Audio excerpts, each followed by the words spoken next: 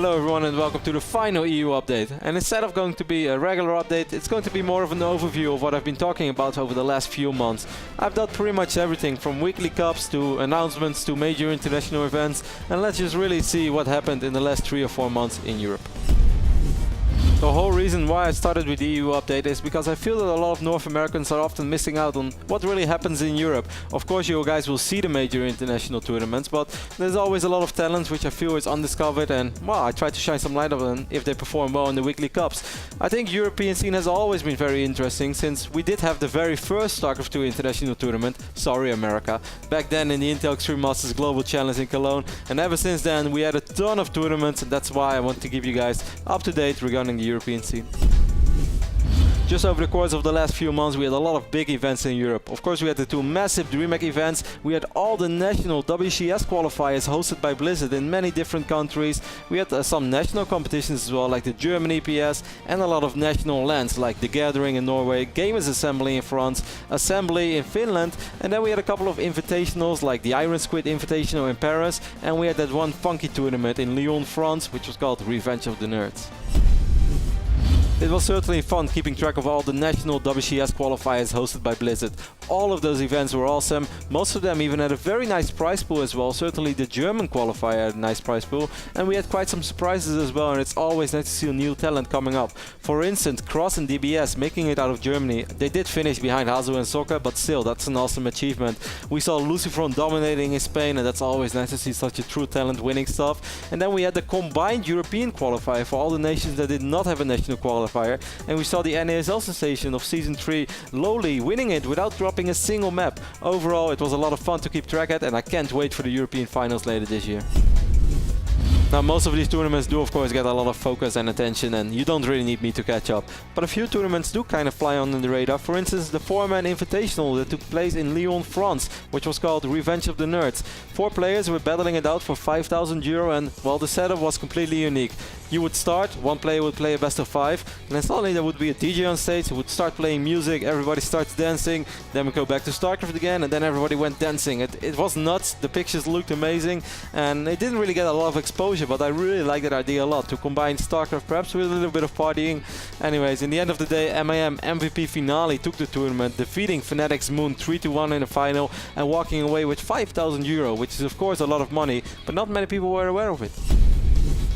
And of course, besides all the majors, I've been trying to catch up with the regular weekly cups as well.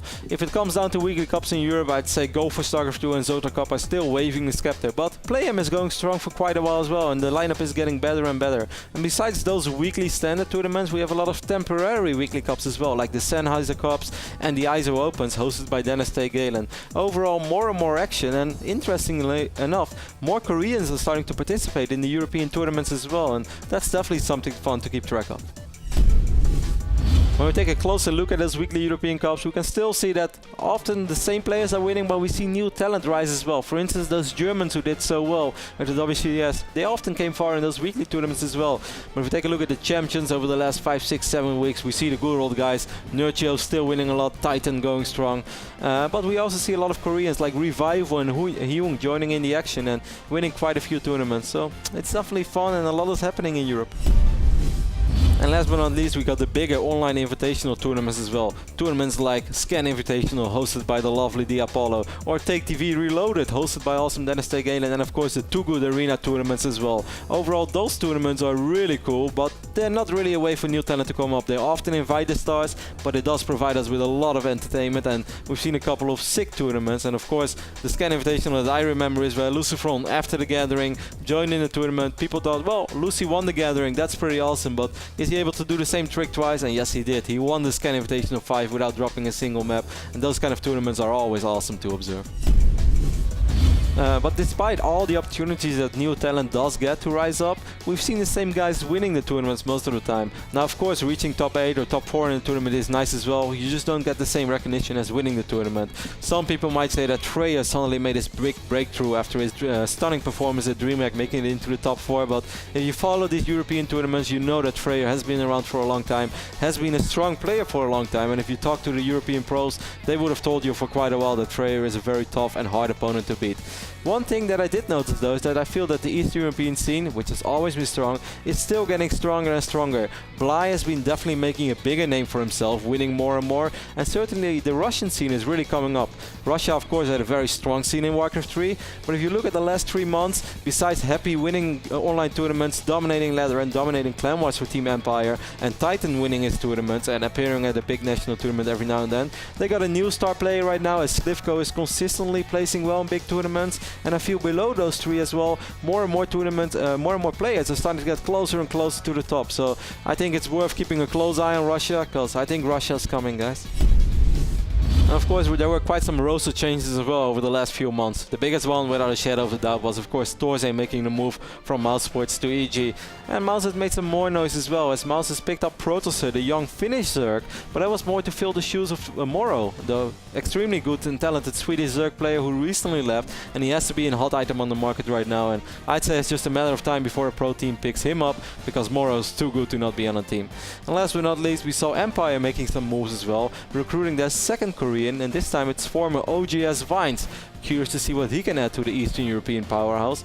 And really interesting, they added Mista as well, a very strong Protoss player from Greece, and I look forward to seeing him in action since, well, we don't really have a top player from Greece yet in the scene, so it would be awesome to have one of those. Overall, I think it's safe to say that the last few months have been awesome if you love StarCraft 2 and you live in Europe. And don't worry guys, stuff is only about to get better. The new Intel Extreme Master season is coming up, and that always guarantees at least 2, maybe 3 big StarCraft 2 events in Europe as well. And well, you gotta love the IM events, I think they're always fantastic, provide great stories, coverage is awesome, production is awesome, so look forward to those events as well. And that's not everything. By the time that we launch this, Home Story Cup 5 has just happened, and well, I hope I'm recovered by then, because Home Story Cup can be even a little bit too much fun sometimes, but I think it's going to be a fantastic event once more. And last but not least, the European WCS finals are coming up as well, so that's going to be great. Overall, if you love StarCraft 2, you can be happy in Europe. Keep supporting the European players, because I know a lot of them are working very, very hard to make it to the top, so keep following the European scene and show some love to this, guys. This was Kevin van der Kooi, also known as RotterdaM, and this was the EU update of the last 3 months.